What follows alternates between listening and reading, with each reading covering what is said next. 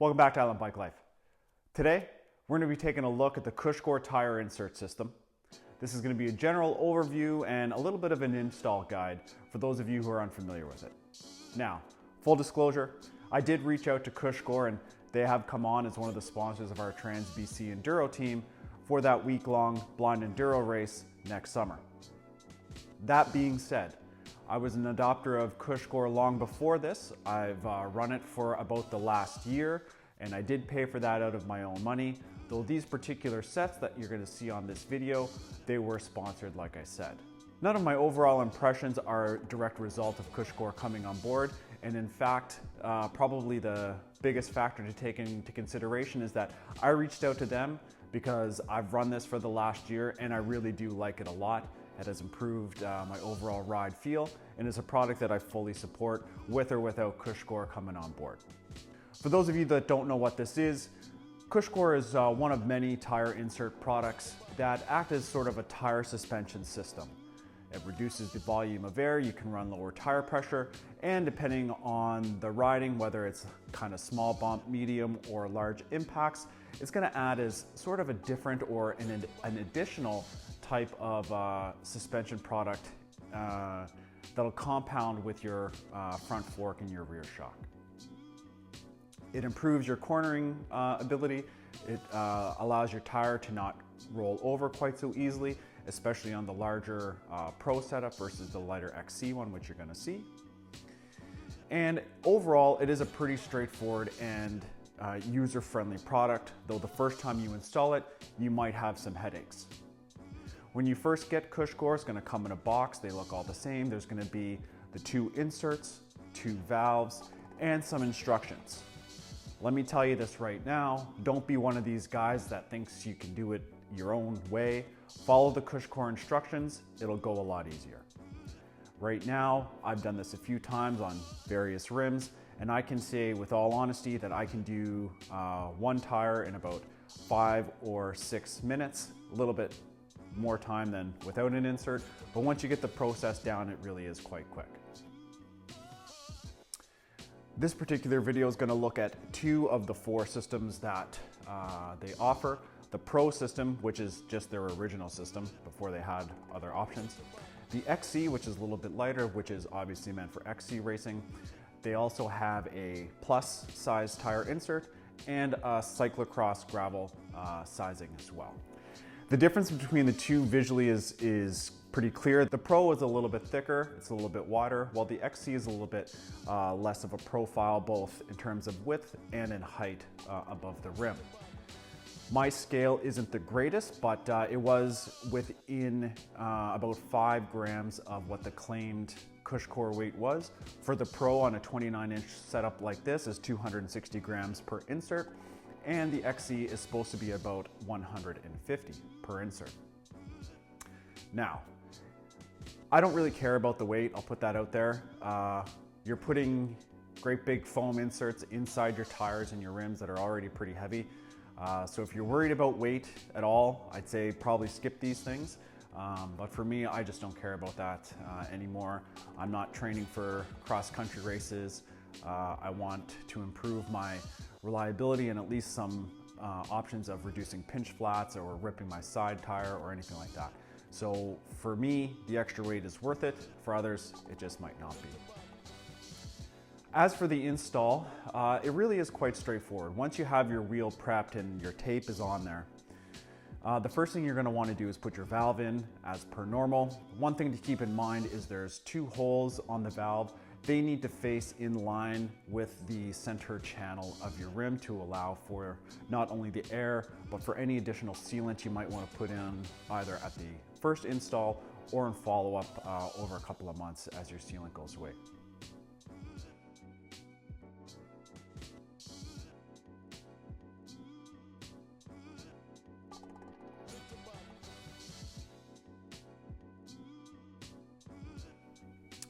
The next step is to pull the insert on. Do follow their tip, put something down, a hammer or something that's soft on the handle that you can step on just to give yourself some leverage on it. Starting at the bottom of the tire, grab it from the sides and pull it up. The very first time you put your insert on, it's going to be very tight. On subsequent removals and installs, it stretches a little bit and it becomes significantly easier each time. You are going to have to pull on it pretty good. You might feel like you're going to rip it or whatever the case might be, but don't worry, it'll be fine. It stretches just enough and you're going to get it around the side of the rim, no problem at all.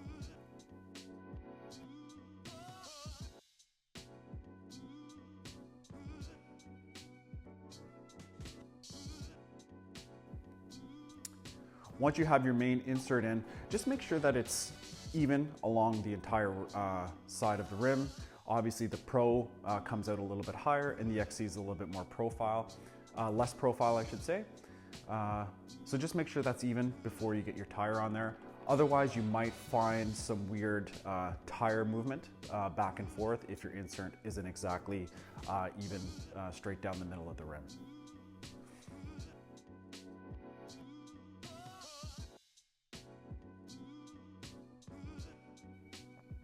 You insert your rim just the same as you would without the insert. Get your tire in there. At this point, depending on how easy or how soft your tire is, you can add a little bit of soap and water mix to this now. I don't find it's necessary until the very end, but if you have, say, a DH casing or a double down casing, something like that, the bead is a little bit stiffer and it does help get it on a little bit easier. Continue to fold the tire onto the rim just as you normally would. Kind of push, grab, and roll it on evenly across both sides. It's when you get to the very end, which is where kind of the install tricks and tips that Cushcore gives you really do matter. The first thing, using a tire lever, push the opposite side of where you're trying to put in and all the way around the rim into that inner channel. Make sure it's really, really nice and far down in there. You might actually find that you're tucking your bead up underneath the insert itself. That'll give you enough slack that the rest of the tire will go on. It's here that you're going to really probably want to use some of that soap and water solution.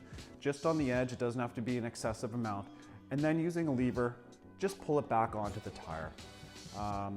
If you're finding that it's not going down enough, or easily enough I should say, or as you're pulling your bead on, you're removing it from the other side, you have too much tension.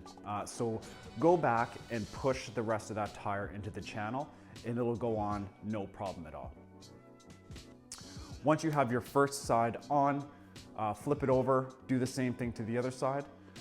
For me, I like to add my sealant before I seat the last little bit of the tire. It just keeps the valve a little bit cleaner. I don't have to worry about the sealant going down inside there. So I do that and then repeating that process with a little bit of soap and water, making sure the tire is down into that channel. It should flick on no problem at all. With the tire insert and the tire fully seated around, a standard floor pump on any brand of tire that I've had on my wheels that I've had Cushcore on it have seated absolutely no problem at all. I've not had to use an air compressor, not even once, whether it was Maxxis, WTB, Schwalbe, or Continental tires. They've all seated and sealed instantly. So those are kind of your general steps. It follows the same basic rules as putting on any other tire with the addition of the insert, obviously. I'm going to say this again. Follow Cushcore's steps. It will go very, very easily for you. The one caveat is it really is rim dependent. So on these particular wheels that you saw, these were brand new DT rims that came on a couple of new bikes for the team members. They rolled over the edge of these rims incredibly easily. On my other wheels, they're a set of Noble TR36s. They're a little bit higher, so it is a little bit more challenging. Follow the same processes, relieve that pressure in the tire by keeping it into that center channel, and it'll work no problem at all. But it will be a little bit rim dependent, so keep that in mind if you're having some trouble. It might be just that your rim profile is a little bit higher. My overall ride impressions, like I said earlier, really great. I've been running Cush Core now for at least a year. I really enjoy it. I like the options that it gives me. I can run a little bit less of a tire pressure, gives me a little bit more traction, and it does remove a little bit of extra chatter on the trail, which I really like. The one downside is certainly if you do have a catastrophic wheel or tire failure, I should say, where you're ripping a sidewall or puncturing to the point where you're not going to be able to plug it. Say you have a stands plug or a one-up components plug. You're going to be really screwed. You're not going to have the ability to insert a tube on the trail. So that's something to keep in mind. For me, I don't carry a tube ever because if it gets to that point, I'm going to be walking out. I'm not going to be ripping my whole tire apart and then having to pack out my Cush Core insert somewhere with the tube. It'd just be a nightmare. So those are kind of the trade-offs. If you have it, you're going to be screwed on bringing a tube with you for sure. And again, the weight. You're going to be adding, a solid pound to your bike. If weight is something that you are truly concerned about, you're probably going to want to go away from this particular product. There are other inserts that weigh less and work in a different manner. I've not tried them, so I can't comment specifically one versus the other, but what I will say is that I'm a full supporter of Cush Core. I think it's a great product, and I'll be running it on pretty much every bike that I have moving forward. I can see no reason, really, why I wouldn't. Think about hitting the subscribe and the like button if you found this one useful. We've got a few more install videos coming up, as well as the build-up and training videos for the Trans BC Enduro next summer. Thanks again for watching. Now let's go hit the trails.